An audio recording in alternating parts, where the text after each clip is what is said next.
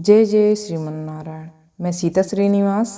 आज मैं आप सबको बताऊंगी कार्तिक मास महात्म्य कथा। पहला अध्याय बताने जा रही हूँ, ध्यान से सुनिएगा।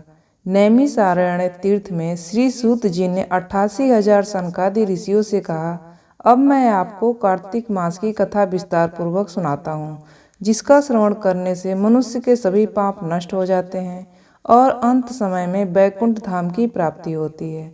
सूत जी ने कहा, श्री कृष्ण जी से अनुमति लेकर देवर्षि नारद के चले जाने के पश्चात सत्यभामा प्रसन्न होकर भगवान कृष्ण से बोली, हे प्रभु, मैं धन्य हुई, मेरा जन्म सफल हुआ। मुझ जैसी त्रैलोक के सुंदरी के जन्मदाता भी धन्य हैं, जो आपकी 16,000 स्त्रियों के बीच में आपकी परम सुंदरी बनी।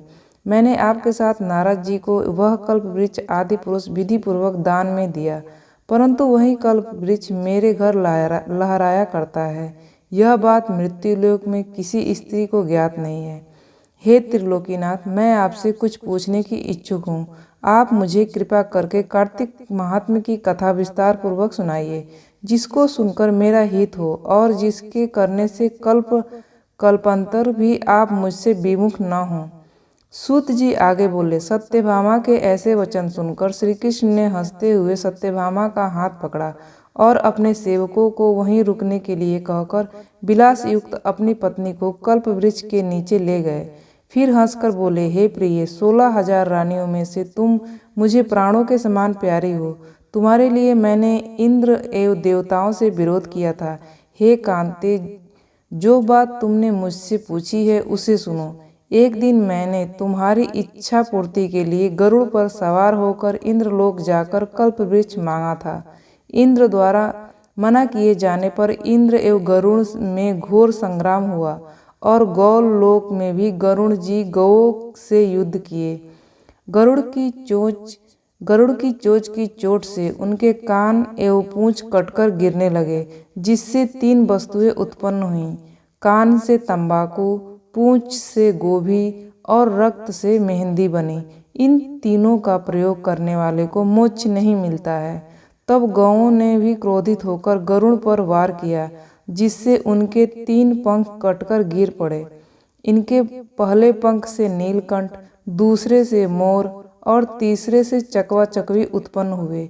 हे प्रिय, इन तीनों का दर्शन करने मात्र से ही शुभ फल प्राप्त होता है। यह सुनकर सत्यभामा ने कहा, हे प्रभु, कृपया मुझे मेरे पूर्व जन्म में के विषय में बताइए कि मैंने पूर्व जन्म में कौन कौन से दान, व्रत व जप नहीं किए हैं।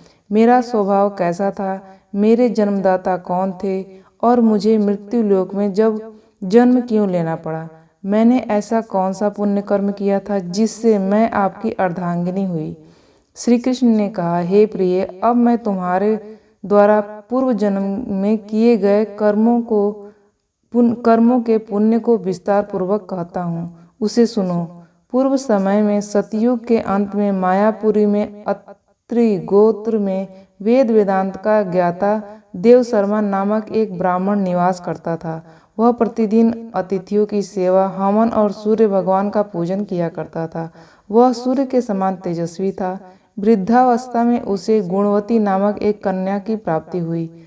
उस पुत्रहीन ब्राह्मण ने अपनी कन्या का विवाह अपने ही चंद्र नामक शिष्य के साथ कर दिया। वह चंद्र को अपने पुत्र के समान मानता था और चंद्र भी उसे अपने पिता की भांति सम्मान देता था। एक दिन वे दोनों कुश व समिधा लेने के लिए जंगल गए थे। जब वे हिमालय की तलहटी में भ्रमण कर रहे थे, तब उन्हें एक राक्षस आता हुआ दिखाई दिया। उस राक्षस को देखकर भय के कारण उनके अंग शिथिल हो गए और वे वहां से भागने में भी असमर्थ हो गए। तब उस काल के समान राक्षस ने उन दोनों को मार डाला। चूंकि वे धर्मात्मा थे, इसलिए मेरे पार्षद उन्हें मेरे बैकुंठ धाम में मेरे पास लेकर आए। उन दोनों द्वारा आजीवन सूर्य भगवान की पूजा किए जाने के कारण मैं दोनों पर अति प्रसन्न हुआ। गणेश जी, शिव जी, सूर्य व देवी, इन सब की पूजा करने वाले मनुष्य को स्वर्ग की प्राप्ति होती है। मैं एक होता हुआ भी काल और कर्मों के भेद से 5 प्रकार का होता हूँ। जैसे एक वेददत्त, पिता, भ्राता आदि नामों से पुकारा जाता है। एक देवदत्त, पिता, भ्राता आदि नामों से पुकारा जाता है। जब वे दोनों विमान पर आरूढ़ होकर सूर्य के समान तेजस्वी रूपवान चंदन की माला धारण किए हुए मेरे भवन में आए तो वे दिव्य भोगों को भोगने लगे। ये जानकारी आपको कैसी लगी? इस तरह की जानकारियाँ पाने के लिए आप इस चैनल को सब्सक्राइब कर दीजिएगा। आपका दिन शुभ हो, आपका दिन मंगलमय हो, इसी आशा और आशीर्वाद के साथ इस वीडियो को समाप्त करती हूँ और पहला अध्याय भी यहीं पे समाप्त होता है। जय जय श्रीमन नारायण।